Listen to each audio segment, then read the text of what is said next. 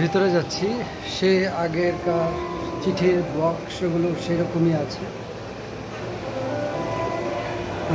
সিঁড়ি দিয়ে উপরে উঠছি।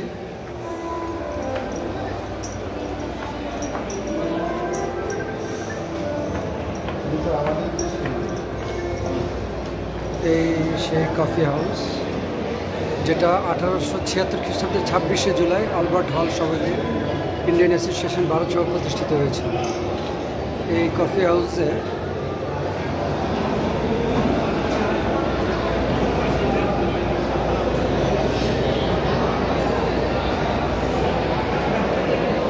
প্রায় 150 বছর।